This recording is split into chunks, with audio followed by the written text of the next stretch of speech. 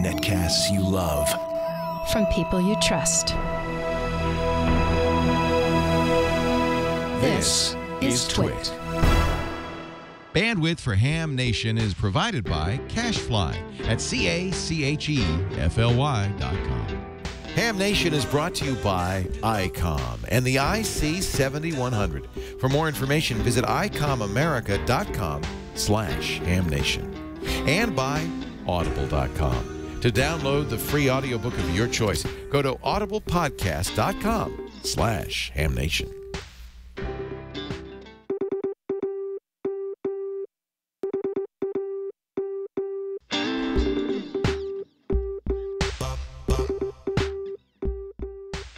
This is Ham Nation, episode number 63, September 5th, 2012, after Isaac and the Icom contest.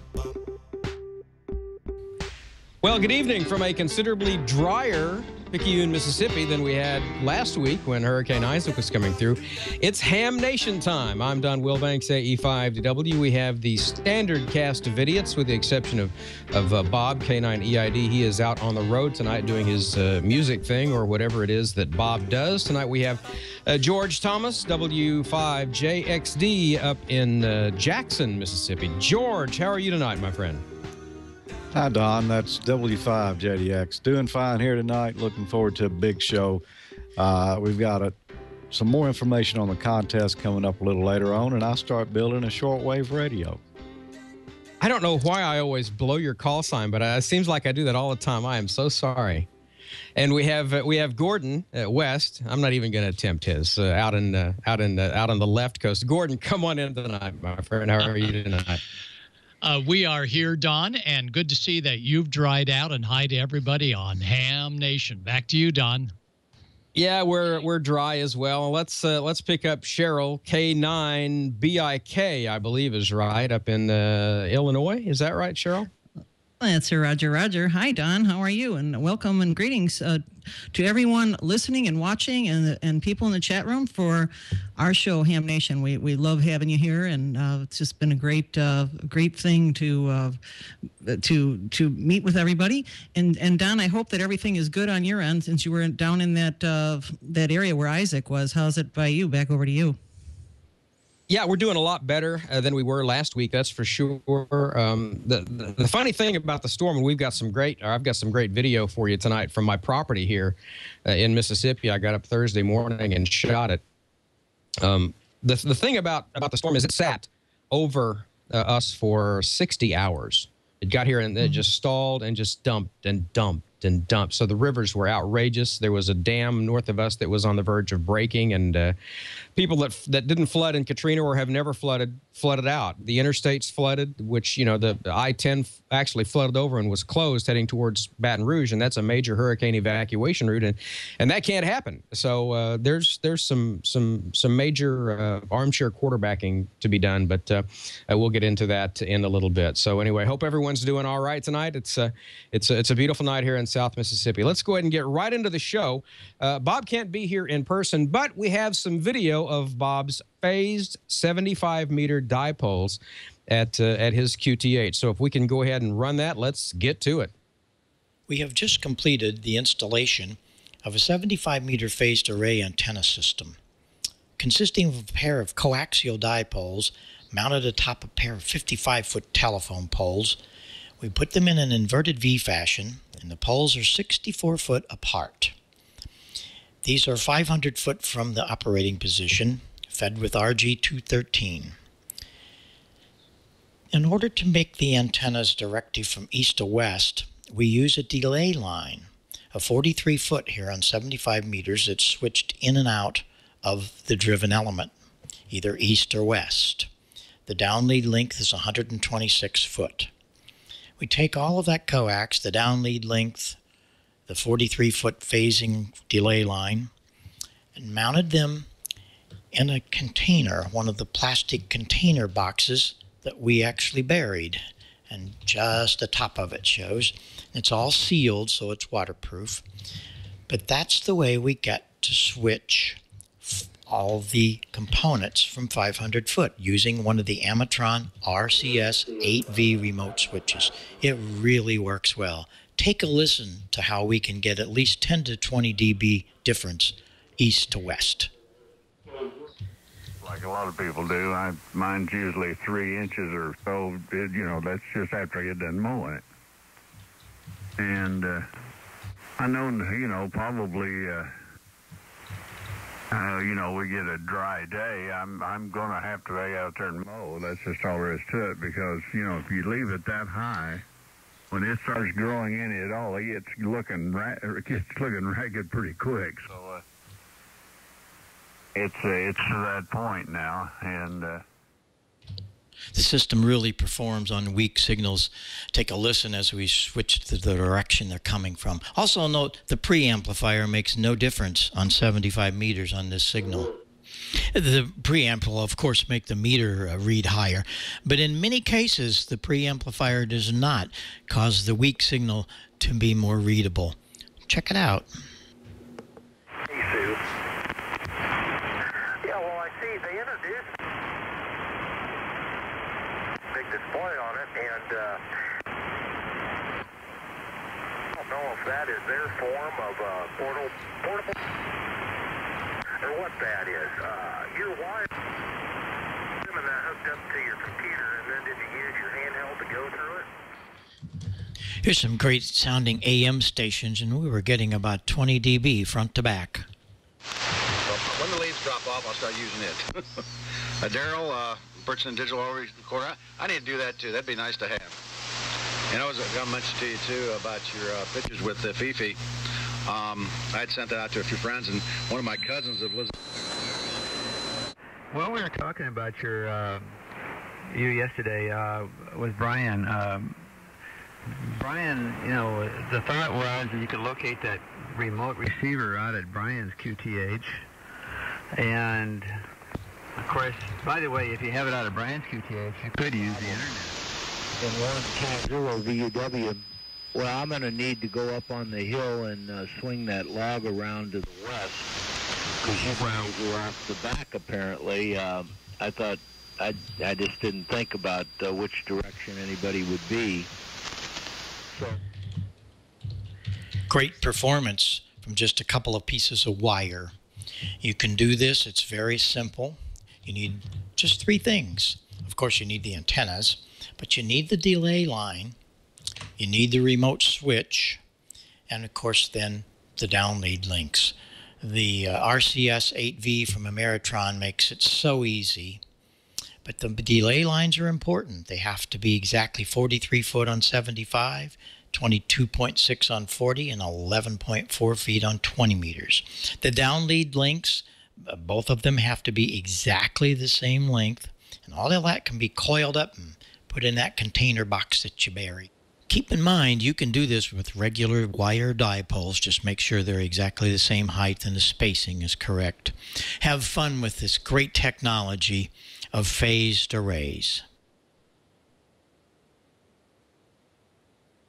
That is some amazing stuff. Isn't that cool? That's just the neatest thing. Wow. I've got the room here at my place in Picayune, and I think that's going to be on my short list of things to do. There's only 2 more things that, of course, you need for any kind of project like that Bob didn't mention. It's time and money. Typically, you have one and and not the other, but that's the way it is with everything. Gordon, I think you've got some stuff for us. Your short shots out there from the left coast. Don't you go ahead and pick that up? All right. Well, thanks, Don. And yeah, that was quite impressive. Okay, Alex, let's go ahead and roll the shots. These are some short shots of goodies that we recommend that you should have at your ham station. First of all, for those of you that sent for the ham instructor package, yes, they are available. And again, it's haminstructorsingular.com. Now, we've got a good one here. You see this blinking up and down in front of me. This comes from Edmund Scientific, and here it is right here. And as I talk, it goes up and down. You'll enjoy that from Edmund Scientific. Well, there's a cat. No, we don't recommend you go out and buy a cat, but if you have a pet, I'm going to show you some tags that come from ComSpec, the tone folks. And these tags are ideal for bugging your pet and being able to find them on 222 megahertz. Here are DSP, digital signal processing add-on speakers. If you have an old radio, you need one of these DSP speakers to bring it back up to par. So consider that. LED light bulbs. This comes from C. Crane. My shack has them. The important thing is, unlike CFLs or fluorescent, they are quiet at RF frequencies, and they're cool too. All right, there's Pooch, and if you see that yellow tag on the bottom, that is his transponder. And again, it comes from ComSpec. There we go. And that little yellow tag there transmits anywhere from 2 to 5 blocks as a minimum. And you can pick it up on the 222 megahertz band with one of the transponder receivers from ComSpec, the tone folks. And that's what the receiver looks like, single sideband on the 222 megahertz band. Great for bugging your pets. In case your pet gets out, you'll be able to locate them quickly with this little T-Hunt receiver, com-spec.com. That's Chip Margelli with CQ Magazine. He's got the Heil headset. We certainly recommend the headset when doing public service work. Here, Chip and Gordo are doing a little get-together down at the beach for one of the big lifeguard events. And public service is always a good thing to have on hand for ham operators. And, of course, you can't have enough power, solar panels. But the reason I show you this shot was the panel did great, but the solar controller was terribly noisy on HF. So if you've got solar panels and you have a lot of HF noise, chances are it could be the solar controller. All right, our next shot here is a good way to clean out the DC noise coming through on your alternator of your vehicle mobile installation. And you can get these at automobile stereo stores for $5 to $8. They're a great way to clean up the DC input feeding your rig. This is 10 amps. You'll need 20 amps for an HF radio. And finally, you never know what you're going to find at a garage sale. They thought because the name was Fluke, it was sort of a fluky meter. Oh my gosh, for $10, sometimes garage sales are good ways to get good stuff for your ham radio shack. So this is Gordo, and again, if you have any questions about any of those items that you saw, send me an email, and it's wb6noa@arrl.net. And, yep, there it is right on the screen. Thanks, Alex, and I'll get that information to you. So thanks so much for having me on board tonight. And Don, the dry Don, back to you. Well, we just lost Don. I'm trying to get him back right now. So in the meantime, George, you want to take it? Okay, George, over to you. Well, Don had a video here he was going to show us of some of his property after the hurricane came through last week. And Alex, if you go ahead and roll that, maybe Don will be back to wrap it up for us. Here is a video I made of Hurricane Isaac, and we'll start off with a slideshow. This shows you the wide shot of where I am in relation to the city of New Orleans. You can see I'm about 50 miles northeast. Here is a wide shot of where we live. I'm down in the lower right corner. A little bit tighter in. Again, I'm in the lower right corner, and we'll overlay and show you pretty much who everyone is here. Dawn's brother, Dawn's parents, her Uncle John, KB5TQG, and me. And this will be the route that we take on the golf cart. That is my road. That is 3/10 of a mile long. And pay attention to these ponds. They get interesting. Well, good morning. Here it is. It's Thursday morning, the 30th, so the day after landfall of Hurricane Isaac. And it's about almost 7 o'clock in the morning, and I thought I'd take you on a little tour of the property as you hear the whirring of the generator behind me. So let's drive around and take a look, shall we? This will be our trusty Steve today, the golf cart with the big old tires on it. So, not four-wheel drive, but sure beats walking. So, here we go. Go out through the front yard here, and we see some standing water. The big story is the pond. Yeah. let's continue looking at the front yard here. So, yeah, we've got a lake. Good amount of water here in the front yard, as you can see.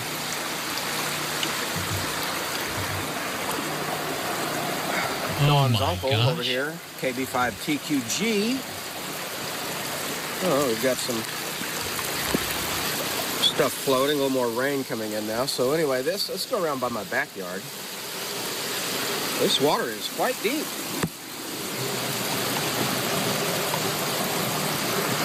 But as much as I don't like living in a trailer, it's nice to have the elevation. It will have to be quite deep before it gets into my house.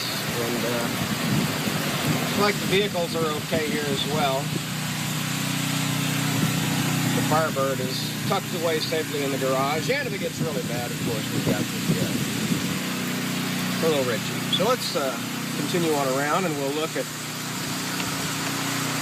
John's stuff. He's got some high water over here by this van. This is going to be an issue, I do believe.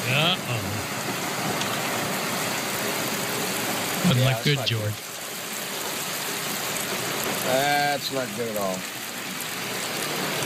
Got some issues here. The good news is this rain is supposed to eventually get out of here by, say, 1 o'clock today, we're hoping. Now, you cannot even see where the pond is over here. There's a small pond over here, and it's actually right about here. But it's totally and completely out of its banks, and in fact, we're kind of driving over a dam right now is what we're driving over. And you can see it's completely, you don't want to drive over that way because all of a sudden you're in deep, deep water, and same here. That's about 6 or 7 feet there and about 14 feet on the other end. So we've got a lot of water here. Water drains naturally through there into the pond and then out that way. So that's the story there. Continue driving along the property here. Over towards the in-laws' place where they're on a little bit higher ground than we are. And you can see the tree that fell.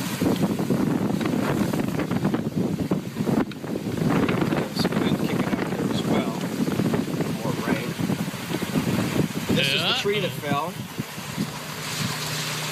last night, yesterday. Lucky for that car, huh? And I don't want to get stuck in here. I see Brett is stuck. My nephew's friend Brett. I do not want to get stuck. But here's the tree that fell. So, good thing that no cars were under here. Little bump as we go up over there. This tree was actually damaged in Katrina, so we expected it to fall. Narrowly missing this golf cart. Everything appears to be okay over here. And we'll drive up to the front just for grins and see what the rest of the property looks like. Again, the rain is coming down pretty good, and here you can see a kind of a wider shot of the situation with the pond. And I'm not even about to drive over there because I don't know where the edge is. So, best to stay on the road or where you can see grass in situations like this. And we'll continue on up through the front of the property. My driveway is 1/3 of a mile long. So here's Dawn's brother's place. He looks okay. Just a little bit of high water here in the back. Risk of ruining my iPhone here, but it should be okay. Just a little spray. Water here is fairly deep as you go around the curve.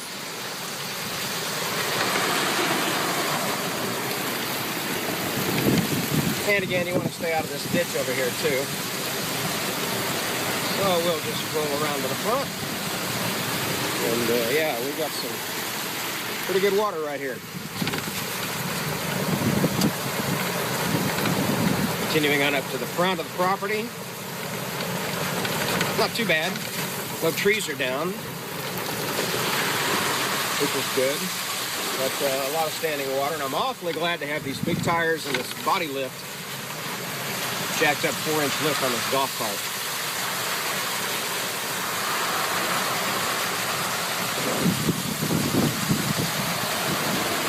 Yeah, we're rolling now, ain't we? And then back up to the front, and this is the road where we live on. Not too bad. We'll kind of peak up and down the front. So looks okay that way, and not too bad this way, just some tree litter on the road. So not too bad. And now we'll head back and see what it looks like from this angle.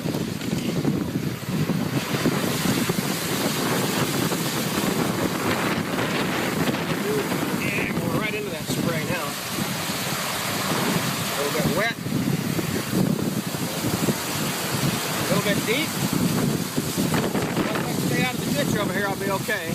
So I'll stay on this side.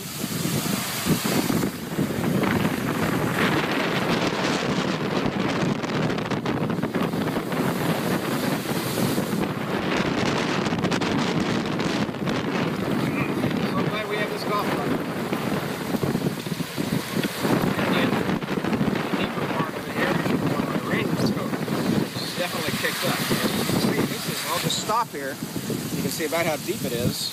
That's fairly deep water right here on the road.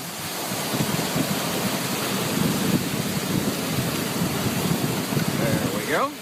And back out. House. Get inside. Just put these dry clothes on, and now I've got to change them again because I'm completely soaked.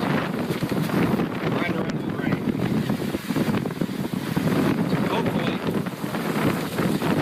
To stop. And of course, we've got all the winds pushing the water from the south, and we've got the water coming in from the north, draining through the rivers and creeks and everything. So I don't expect this to get much better soon. Just feeling kind of bad for John.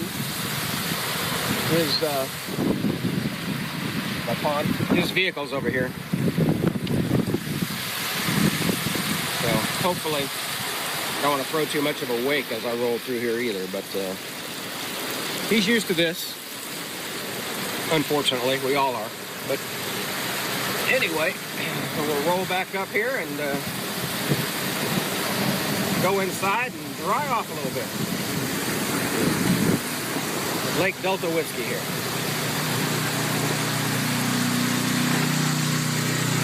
And here we are.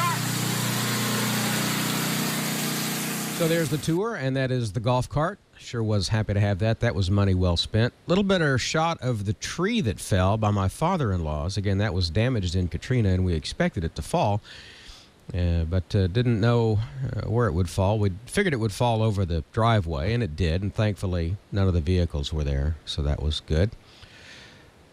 And the view going in towards his house, and of course, Jungle Tyler's got to go out and have his fun. So we cut the tree up, and it's my father-in-law and my nephew's friend Brett. We've cut the tree up, tying a chain around it, and now we're going to yank it out with the Jeep. Yes, the trusty Delta Whiskey Jeep. It's a toy and it's a tool, and this time it was a tool. And we cut it up pretty good and was able to drag it around the property and get it out of the way. We're going to let it dry out and use it as a bonfire for Halloween. So there you go. That's our experiences for Hurricane Isaac. Don't care to do it again anytime soon. No, I do not care to do that again anytime soon. And we also yanked Brett's truck out with a Jeep, so that was good. We were kind of in between rain bands there Thursday morning when I shot that, but the rivers are actually just now cresting. We got our power back later on that night because Dawn's uncle, John, KB5TQG, his wife is on oxygen, so we were put at the top of the list for getting our power back, and they came out Thursday night about 8 o'clock, and we got our power back, so that was good. Anyway, that's the video from Hurricane Isaac for here. Of course, it was much worse The farther west towards New Orleans you went, like I said, it sat over New Orleans for 60 hours and dumped a ton of rain, and places that had never flooded before flooded this time, and there's a lot of things to be done. So that's what that looked like. Now, my internet dropped out. Alex, did we get to Leo's Icom ad? We did not. Then why don't we do that now? Leo Laporte, W6TW2, please come in and join us on Ham Nation, my friend. Go ahead. May I interrupt the hams in the? I know hams like to talk a lot, but you could just give me the floor for a minute or two. Thank you, Don. Thank you, Gordo, George, Amanda. I want to talk a little bit about our great sponsor, Icom. You know I'm an Icom fan. I don't know any better. All I got is the great Icom radios here in my ham shack. Thanks to Ray Novak, who hooked me up. Ham shank sounds like something that happens in prison. I got ham shanked. Icom in 1995, it's almost 2 decades ago now, really changed the way hams think about mobile HF with the IC706. Since 95, the Icom mobile HF radios have been performance. The performance HF radio of choice when you want to go mobile. And at the 2012 Tokyo Ham Fair, they did it again with the new IC7100. You can go HF and mobile. This is HF 6 meters, VHF, and UHF. Beautiful design. We probably have some images we can show you, keeping the user experience in mind. This all-mode radio, very powerful, very versatile. Of course, D-Star is built in, along with a lot of other great features. So it could be mobile, but you could also use this as your base unit if you want, all the big rig features without taking up a lot of footprint. Mrs. Ham will appreciate that as well. Icom really does state-of-the-art stuff with the compact design. You'll love the way the controller is slanted a little bit, so it makes it very easy to view, particularly for mobile operations, but really even on the desk. Big LCD touchscreen interface. You just tap the screen to select, edit, and view settings. You'll find it so much easier to program. A great speaker built in inside the controller, so the audio is very easy to hear. It's a very high-efficiency speaker. I mean, I could go on the features. SSB, CW, AM, FM, RTTY decode. D-Star DV mode built in, so you don't need to get a D-Star module. It's already there. It supports the 70 megahertz band, where 70 is open for amateur activities. Lower current consumption means cooler operation. The SWR meter function works for VHF and UHF bands. That's handy. They've got IF-DSP filtering, noise reduction, and interference removal. Boy, they load this thing up. Brand new from the 2012 Tokyo Ham Fest, the IC7100. A mobile HF radio that can be that'll just look great on your desk as well. Now, here's the deal. If you want to know more, visit icomamerica.com/hamnation, and you can find out more about the all-mode 7100 HF mobile radio and register for the weekly drawing. They've got T-shirts, hats, other swag, and, of course, congratulations to all the drawing winners from previous weeks. icomamerica.com/hamnation. Don, we want to thank you for filling in for Bob. Well done last week. He survived the hurricane. Back to Don and the gang and more. Ham Nation. Thank you, Icom. Thank you, Leo. Yeah, that 7100 looks like that's going to be quite the radio, and we're going to have Ray Novak from Icom on the show a little bit later on to tell us some more about that. I have a 7000 in the Jeep. I've had 3 706s, 2 of which I lost in Katrina. Love the Icom HF radios. I'm going to have to do a video on my Jeep install on the 7000 because it's a really neat radio. And if you have a Jeep is probably the easiest vehicle in the world to do a ham radio install on. So let's go ahead and get into Amateur Radio Newsline before we carry on. This is report number 1829. And the headlines for tonight, Wednesday, September 5th, 2012. We've talked a lot about Hurricane Isaac. Came ashore just south of New Orleans exactly a week ago. Last Wednesday, August 29th, which was, of course, the 7th anniversary of the aforementioned Hurricane Katrina, caused widespread flooding and power outages, some of which are actually just now being restored. There are still some people with power out. We have sound of the amateur radio support activities in the full audio edition of this week's Amateur Radio Newsline, which you can find right now on arnewsline.org. Elsewhere in the ham radio world, the Radio Society of Great Britain reports that the team at 2 Oscar 12 Lima, the amateur radio station for the London Olympic and Paralympic Games, believes that they've now broken the world record for the number of QSOs by a special event station. As of 2142 UTC on August 21st, that station had logged contact number 47,791. 20 Oscar, or make that 2012 Lima goes QRT September 9th at the end of the Paralympic Games closing ceremony, and the operators are fairly confident that they can achieve their target of 60,000 contacts. It's believed that the previous standing record for a ham radio special event station was held by that group that operated DQ 2006X. That was during the 2006 World Cup. They were on the air from May 13th through July 16th, 2006. They made 47,790 contacts. Looking at the ham radio social scene, the ARRL has announced the organization will hold its 2014 National Centennial Convention in Hartford, Connecticut, July 17th to the 20th. That will mark 100 years of the ARRL's founding. That took place in the city of Hartford. And the theme for the centennial year is Advancing the Art and Science of Radio since 1914. You'll find more online at arrl.org/expo. Sunday morning, August 26th, the amateur radio world lost a gentle giant as Everett Gracie, WA6CBA, became a silent key. If you've ever owned a piece of RF Concepts or Mirage communications gear, you've held a piece of his life and legacy in your hands, since he was a co-founder of both companies, which he started with Ken Holliday, K6HCP. Later on in life, Everett became a consultant to LDG Electronics, who, according to Everett, put out one of the greatest automatic antenna tuners on the market. They're sold worldwide. Everett was a decorated veteran. He fought in the Army in Europe in World War II, was awarded both the Bronze Star and the Silver Star for bravery in Germany. He was also recipient of the Purple Heart, and he was author of several books. He was always ready to lend a friendly hand with a good piece of advice, elmering, and plenty of wisdom, which helped many hams in need. Always seemed to have exactly what they needed to complete the project or get them back on the air. And typically, he even gave away parts used for fixing antennas and gear at no charge. Per his request, no service or memorial will be held. Instead, his ashes will be placed next to his wife, Dorothy.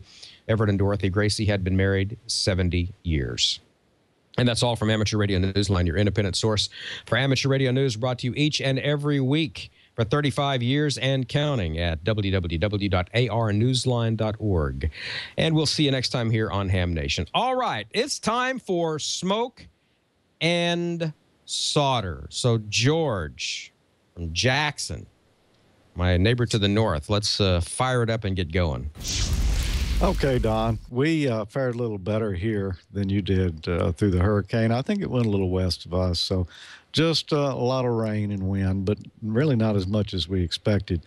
Well, you know, we've been planning on building some kits here now for several weeks, and we kept having problems with people buying the kits out, so there weren't enough available, so we've kind of postponed those. But I really wanted to start building a kit this week. So here's part one of my kit building of the MFJ shortwave radio. This week on Smoke and Solder, we're going to build a kit. It's the MFJ 1800K World Band shortwave radio. Now this is a regenerative receiver, unlike the super heterodynes that have been used in more recent years. The regenerative receiver was invented and patented by Major Edward Armstrong when he was a junior in college in 1914. You may remember that name. Edwin Armstrong is the man who invented FM radio. This is a very simple little kit and should be easy to build. There are 3 stages to the regenerative receiver. There's the detector oscillator, the RF amplifier, and the audio amplifier. To make construction simple, MFJ has broken this into 6 phases. The first phase is installing the small parts associated with the band switch and tuning. The next phase is the transistor RF amplifier and detector section. And the third phase is the IC audio amplifier. After that, we install the controls, the switches, and jacks, do the testing and initial adjustment, and then mount the final assembly into the cabinet. The first thing you should do is spend a little time becoming familiar with the instruction manual. There's a lot of good hints in there that will save you some time and help ensure that you build your kit correctly. Now we need to go through the parts list and check off each item in order to be sure that we've got all the parts before we begin. The first items to check off are the fixed capacitors, and there's a number of those. I'm going to use a capacitor meter to kind of aid and make sure that I am reading them correctly, and you may also want a magnifying glass to help identify some of these. Next, we'll check off the resistors, and we need to be careful because the resistors and many of the inductors in this kit look very similar. However, the inductors are slightly larger, and they're packed in a separate bag. After we've sorted the resistors and inductors, we move on to the semiconductors, then the controls and connectors, and finally the hardware and miscellaneous parts.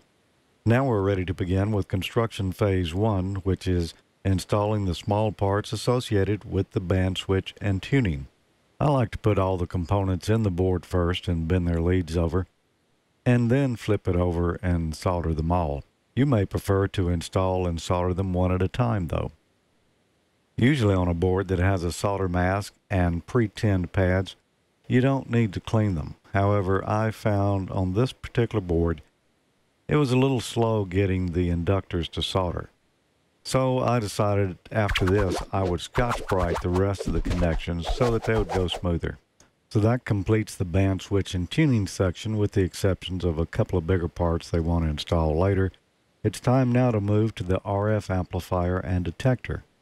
Now the previous section was fairly straightforward. You really couldn't mess that up unless you got the inductors in the wrong positions. But if you paid attention to the instructions, you should be right on. Now there's a couple of things we need to pay particular attention to in this next section. Number one is the transistors, or FETs. These have one side that's flat. And if you'll notice on the overlay, they've drawn the flat side on there, so position them in that direction. Now the other thing we need to watch is the electrolytic capacitors. These are polarized. Generally, they'll mark the negative terminal on the capacitor. And if we look at the overlay on the PC board here, we'll see that the positive side is marked. So just put the negative in the opposite side. Now we'll go by the checklist here and install all the components in this section of the board, checking them off as we go.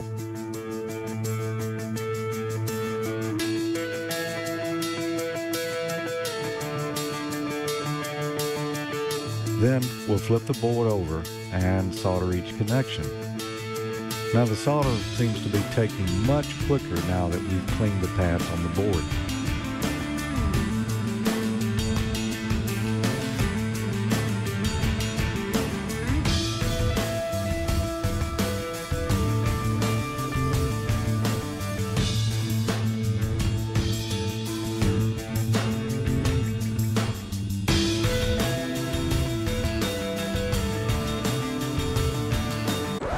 Oops, we've got a little problem, a solder bridge. I'll use some solder wick to remove that excess.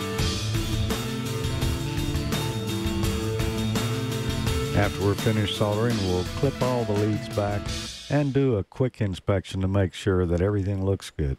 Now, I really didn't talk much about soldering today. If you'd like to know more though, go back and see my segment in episode 9 of Ham Nation. That'll show you everything you need to know. Now next week we'll continue by building the audio amplifier and mounting the larger components to the board, testing and aligning the rig, and assembling it in the cabinet. So join us then when we complete the MFJ 8100K World Band receiver. Well, does it work? We'll find that out next week, along with some more details on finishing up that kit. It's a lot of fun. That little kit's $79.95 from MFJ Enterprises, and you build it yourself. It's a lot of fun. Unlike just going and buying a shortwave receiver, you could buy one that cheaper, but you know, when you build it yourself, it's a little bit more fun. We're talking about upcoming kit builds. Well, here's the latest. We're going to build the EtherKit 30-meter open beacon kit that's available at etherkit.com. beginning September 19th, whether they have them in stock or not. We're going to get on with that project, but a lot of people have ordered it. We're really looking forward to it. After that, not sure the date yet, but we're going to build the MFJ 913K 41 Ballon kit. You can learn more about that at mfjenterprises.com. And then we're going to build the Soft Rock RX-TX Ensemble Kit. You can find more information for that at 5-com/RXTX Ensemble. So those are some upcoming kit builds that we've got going on. If you'd like to build one at home, go check out the websites, purchase your kits, and we'll begin with that first kit, the Open Beacon, on September 19th. Now, I believe we've got Ray, our sponsor here from Icom, with us tonight. Ray, welcome aboard. Hey, George. Thank you for having me on with you guys. We've had a lot of fun with this contest, haven't we? Oh, boy, we sure have. A real learning experience for everyone involved.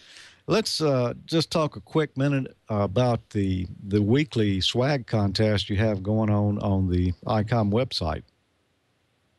Well, each week we randomly select 3 of the entries that come into us on our questionnaire.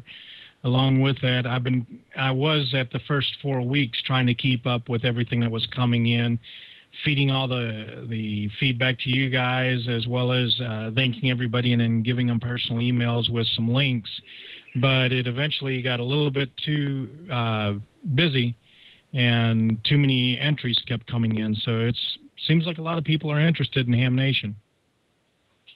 Well, that's a good deal. So we had 3 winners this week. Do you happen to know who they are, or did I put you on the spot? Oh, you put me on the spot. I'd have to take a look. It's the website itself. I'm putting to the chat group right now is www.icomamerica.com, Ham Nation. And on that page, you can, let's see, view last week's winners. So the drawing for week number 5 was November Charlie 5 India, Kilo Delta 8 Papa Whiskey Echo, and Kilo Bravo 5 Fox Juliet November. And what did they win? Icom, I think Icom T-shirt, Icom cap, some other swag, but also on the thank you page, I think there should be a link if you want to get some of the world maps like I've got behind me and band charts and things like that. Just shoot an email over to literature@icomamerica.com, and they'll go ahead and send you that stuff. But for the Icom shirts and the caps, you're going to have to be drawn. Okay, great information. Well, as Ray mentioned, we've been learning a lot about contesting here for the past few weeks. And, you know, we've been running a contest on the Smoke and Solder group at Facebook. And we ask everyone interested to post some photos of their mobile installation to an album on the group, and then have people go like that. And you would pick the top 10 for a final round here. And we've posted a poll on the Smoke and Solder group of the top 10 that had the most likes. Now, there's quite a variety of rigs in there. Ray, who was in the number 1 position at this time? And mind you, this can change because there's over 2,500 members to that group, and very few have voted. So we'd encourage everyone to go make your feelings known on which is the best, the most innovative, or the most unique installation. Who was in number 1, Ray? Like you, George, like you were saying, it goes by, at this point, and it's by popularity. And Casey, and I'm sorry I can't remember your last name, Casey, but Casey is in first place. Was in first place, but go onto the website, take a look at the installs. You'll find them in the photos section, and I think there's some that are in that top 10 that are just phenomenal installs. And I've seen comments come across that, oh, well, the one that's going to win is invested thousands of dollars. And reality is, it's easy to pick up used gear in the flea market and even fabricate your own antenna mounts. And there's a couple of nice HF antenna installations where the guys have taken time to really fabricate something real nice. One of the things that I hate seeing are wires. It's something in ham radio that we can't get away from for running power. And while our R&D team are working on that wireless 20 amp power supply, we just haven't quite come up with it yet. But find the best way of hiding the wires and making it look as if it was built into the vehicle is what I would love to see. Yeah, our number one at this point is KC7CPJ, and this is his installation in a minivan. And then in number two, right behind him, is KJ4AXF, and he has a nice looking installation. Behind that is KC9UDA, Tom, who has a simple installation here of a Kenwood TM271. And in fourth place is KC7TDG. Oh, and wow. Boy, what do you think about that, Gordo? I love it. that. Man, that's real eye candy. That's definitely what you'd call a Tower of Babel there. Yeah, that's in fourth place at this point. Of course, all this could change with that many members if people would go vote. We'll probably see this list shake up a little bit. Number 5 is N1FOY, and he's got a nice installation here in a Ford GT350. And yeah, after that, I like the car more than I do the installation. That is a sweet ride. Well, I did too, and there were some great pictures of the car on there. I'd sure like to have one of those. Whether it had a radio or not, it would be good. Number 6 was K4KWQ, and look at there, Ray. He's got his and her microphones. Yeah, he does, and that's a good thing. I just wonder which one drives while the other one's talking. Good point. Number 7 was N7XS, and, you know, we can only take one picture to put on here on the show. He has more on his album there, the Facebook group, but, boy, that's a nice antenna installation for that screwdriver right there. What do you think about that, Gordo? Yeah, I think he's got plenty of ground plane. That's for sure. He's got the big loading coil, so he's ready for DX if he's got a capacity hat on top. Number 8 was KF7SVT, and here's another simple 2-meter installation. This is with a FT2500M. And in number 9 was AL6A. He's got a Kenwood TS480S there, mounted on a little pedestal. That looks like a nice little convenient installation. And number 10 is NK7C. And he's got a couple of radios there. I recognize that top one. I don't know what the bottom one is, though. It looks like it's a Motorola of some type. Yeah. I guess it could be a commercial business radio, perhaps. Yeah. Yeah, could be modded for ham bands. Who knows? I didn't really read the comments on it before the show, and I'm not sure what that switch is to the left there, but you know, that adds a little something to it. It's got a light, so it's bound to do something. That's the more fire in the wire switch. Yeah. So there's our top 10 so far. These are the ones we'll be voting on, so please go to the Facebook group, the Smoke and Solder group. There's a link on the page there, and go vote. There's not that many votes on there yet, and we really want your input on which you think is the best, the most unique, or the most innovative installation of that group. So, Ray, we appreciate Icom and all the support you're giving the show, and for this radio that you're going to give one of our viewers. Well, don't forget, it's not just me involved in this with Icom. We also have Comet and Diamond. So any of those guys that have installs with mag mounts, you could look at either some through holes or some nice deck lid mounts to give you a little bit cleaner installation, too. Yeah, have a look at them, because you'll get a lot of good ideas for your own installation on there. And we're going to pick a winner next Tuesday. Ray and I will get together, and we'll see who had the most votes, and we'll announce it next week on Ham Nation. And someone is going to take home a nice IC7000 here. Ray, thanks for being with us tonight, and we'll look forward to talking with you again next week. I'm looking forward to it as well, George, and I know we'll have a lot of emails between now and then. I guarantee you we will. So go vote. Show your support, and let's see who gets this rig. Now, in our regular weekly Smoke and Solder contest here, I had a question last week, and a lot of people didn't seem to know the answer to this, which surprised me. And the question was, what is a hell box? And Gary Hurd knew, WR1U said, a hell box is full of miscellaneous small parts, and it's frustrating and time-consuming to find anything in it.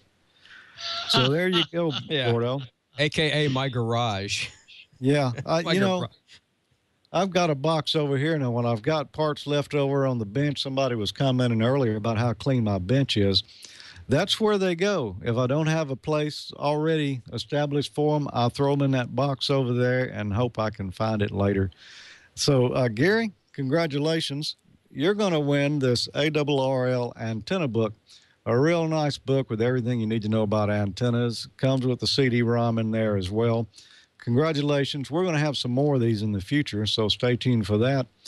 And for next week, we've got a nice prize here. This one comes from our friend Frank at cheapham.com, and this is a QJE power supply.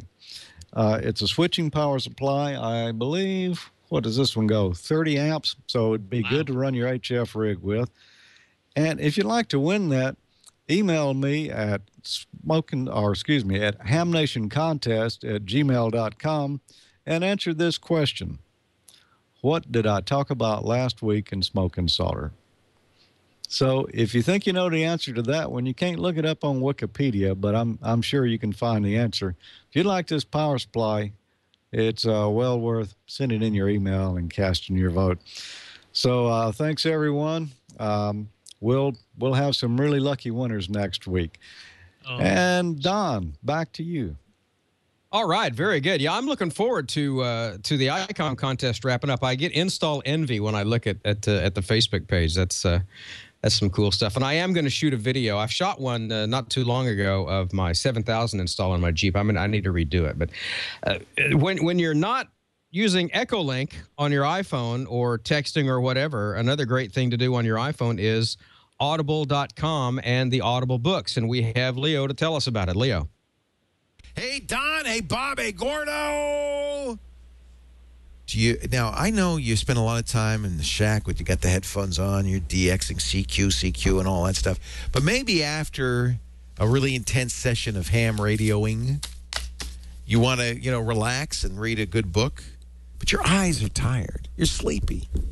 If you're like me, you get in bed, you start to read, you fall asleep before you finish one page. That's why I listen to audiobooks from audible.com in the car, at the gym, when I'm working in the yard or doing housework. You know what? You're putting up the antenna, listen to audible.com.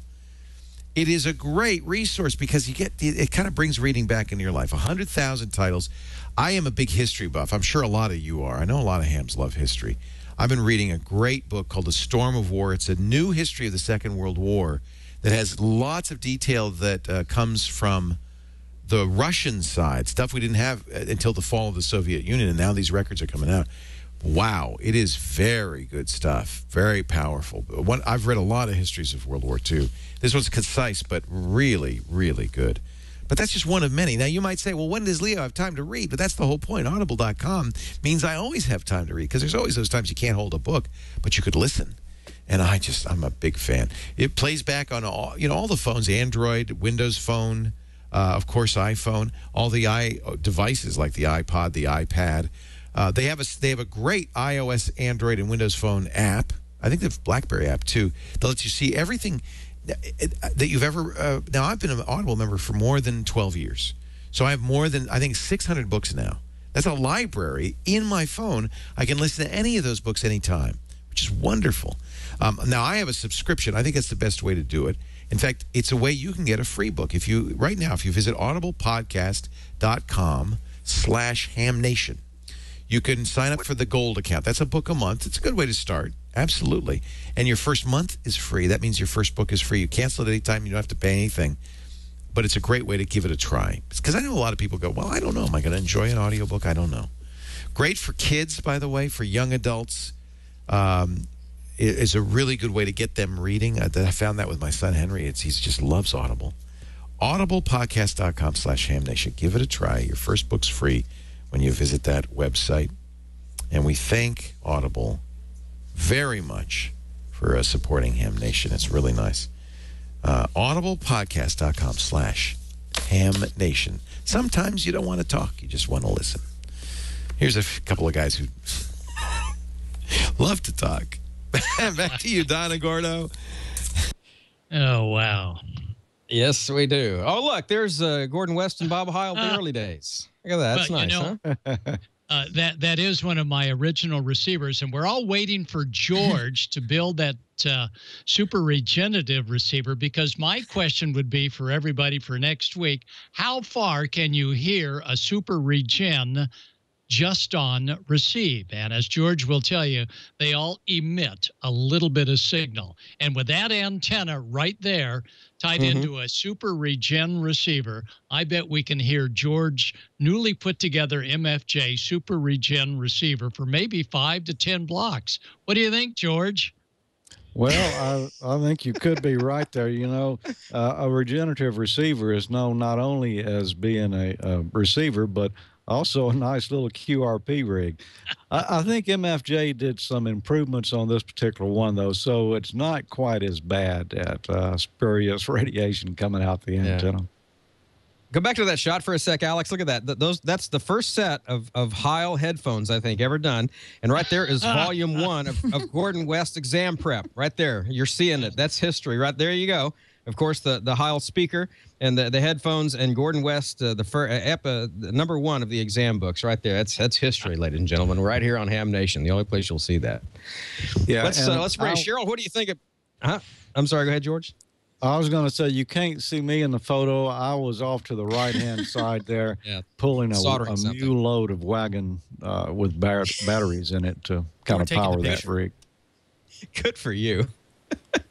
All right, Cheryl, let's get into the chat room and see what's going on with the chat guys. We've got 2 or 3 minutes to do that. So some of the best questions, and hit us with them. I'll tell you what, I can do that. Anyway, I did want to just say a big thank you to John Amadeo, who sent me this card right here, this QSL card. He's the producer from Last Man Standing. He sent me this, which will be on my backdrop for the next Ham Nation show. I thought that was really great. His real call in on 6JA, but this is nice. Thank you so much. Goes out to John. And another thing is, on September 15th, there will be a Ham Fest at Belvedere called Radio Expo. It's a one-day show only. It used to be 2 days. This is his first debut for a one-day show, and I'll be there with a table and things. So please stop by and say hello, everyone, if you're in the area. So here's our first question that we have here, and it's going to go out to Gordo. KE6SIS wants to know, Gordo, if you run a 40-meter net at 8 a.m. Pacific Daylight Time, he thinks he heard you this morning. Thanks. Okay, we do. It's actually 8:30 California time, 7250 kilohertz, and we have contacts all over the West Coast on 7250. In fact, from Kingman, Arizona, they're inviting all Ham Nation visitors to come to their Kingman get-together, Big Ham Fest, this coming Saturday as well. So, yes, we're on the air every morning, 8:30 California time. Well, we're glad that you are, Gordo. That's great. Another thing is a quick comment, George. Like you said, it was KF5 FEI Bill. He said your bench is too clean. And another person in the chat room, KA20FM, he said that a clean bench makes it look like it's just not used. So perhaps dirty it up next time a little bit or get some project going. It looks too good to be true. So that was a comment. And we also have one other person, Bill, that's KF5 FEI. He says, anyone had good or bad reports on the max gain telescoping fiberglass mask? George, maybe you might be able to take that. Well, on the bench, you know I use it because you see some of the things that I do with it. But I always clean it off before the show because we don't want to frighten any children. But no, I don't use or adults. Fiberglass. I don't use fiberglass mask myself, but it sounds like a topic for Gordon West. Oh, yeah. We have a lot of students that live in antenna-challenged homes, and out back they put up their fiberglass masts. In fact, Julian has a big mast on the backside of his property. Nobody can see it. Not quite fiberglass, but anything that you can take up and put back down where other homeowners won't see you, this is good. Perfect. Thank you very much for that answer there, Gordo. And one last quick question for you, Don. This is the final tonight comes in from N3HQB. He says, how long was your power off, Don? 48 hours, thereabouts. It went off about 8 o'clock Tuesday morning and came back on about 8 o'clock Thursday night. So that was how long it was. And we had the generator going, so kept a couple of refrigerators in the AC, and for a while even ran the computers and the TV with it. So I had DSL for a while until the phone went out the next day. Wow, and coffee too to go with it, I'm sure. Well, oh, yeah. Thanks so much, everyone, for your questions. We appreciate it. Nice to have everybody on board here. And come and join us next time on Ham Nation. Have a great night. This is K9BIK Thank you, Cheryl. 73. Thank you, as always. Appreciate you. And we're missing Amanda tonight, but we're just about to the end of things. We've got about a minute left on the official time here. So, George, any final words tonight? Final words. So long. Join us on the nets. We've got the 40-meter net is going to be on 7.268. The 20-meter net's on 14.268. If you want to do digital, check out Echolink at star dewdrop in star, or that's node 355800, D-Star Reflector 14 Module C, or listen with your web browser at wx4adx.com/listen. See you next week, where we're going to give one of these radios to some lucky viewer. Yeah, and thanks to all of the net controllers that help us out. Gordon, any final words from you tonight, my friend? Well, you can hear we're on 40 meters. Watching live on TWiT. And there's Mike, our net controller tonight, 7268. We have thunderstorms and lightning crashes in the background. So, Don, you'll feel right at home. 73, everyone. Here you on 7268. We're almost ready to begin the net, averaging around 60 or more check-ins every week. I'm about ready for all that to end. In fact, Isaac has split into two parts. One piece is up by the Great Lakes, and there's another piece right down off the coast in the Gulf of Mexico that may generate into something tropical. And if it does, it's going to be called Nadine. So we'll see how that goes. But Cheryl, thank you for the chat room. Thank you for being here tonight. Ray Novak, thank you for all of your support, and with Icom and everyone else here. So we're going to go ahead and put a wrap on it tonight, and we'll see you all next week right here on Ham Nation. So good night from South Mississippi, everybody. 73 from AE5DW. L.net and stating to be added to the roster. If you would like to find yourself on the roster, you can go to my Yahoo group. That's Ham Nation 40. Ham Nation 40 on Yahoo group. You will find a copy of the